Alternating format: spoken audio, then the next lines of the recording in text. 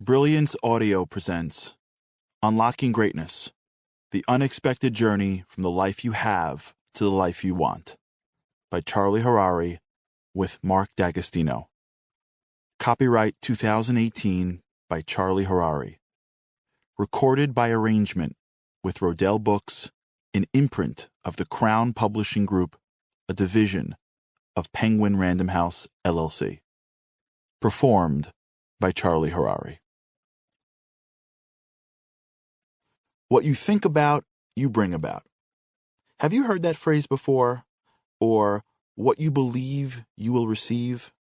We've all heard these maxims and others like them. They're memorable, catchy phrases. We're told that they're meaningful. In fact, there are people who put a lot of beliefs in these phrases, and some who proclaim that they have the power to work like spells, that if we think hard enough about winning the lottery, if we believe it enough, then we'll magically win the lottery.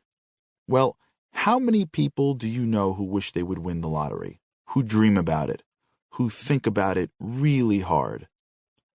And how many of those people have actually won the lottery? Right. There's no simple magic trick to bringing riches into your life. And yet, we are drawn to phrases like these, aren't we? Why do they hold such a prominent place in our minds and memories? What if these phrases hint at a remarkable truth? Not in the immediate way we wish they would work. Not in some external fashion that allows us to control the world like we're wielding some kind of superpower. But in a manner that is internal, subtle, and in some ways far more powerful than most people would ever imagine. Our minds shape reality. Let's begin at a small college in Boston called Harvard University. In the 1960s, a young psychology professor named Robert Rosenthal gained a reputation for thinking outside the box. Actually, for a decade or two, a lot of people thought that some of Rosenthal's theories were just plain crazy. Isn't this how breakthrough ideas seem to advance? As Albert Einstein said, if at first the idea is not absurd, then there is no hope for it. Breakthrough concepts are often counterintuitive and take time for the scientific community, let alone the general public, to accept. So Rosenthal had this theory about the power and impact of the mind. He went into an elementary school in California, the Oak School, with a new type of test that he said was designed to assess blooming intelligence.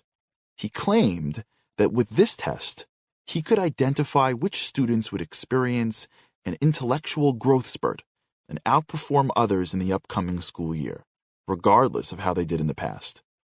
He gave this test to all the students and then called in the teachers to share the results.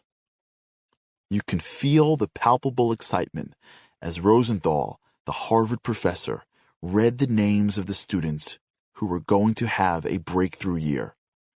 But he left out one key detail. He'd made it all up. The test didn't actually predict anything. He just randomly chose the students, faked their scores, and pretended that those students were smarter than they were. If you or I did that, we'd end up in jail. But guys from Harvard do it, and they get tenure.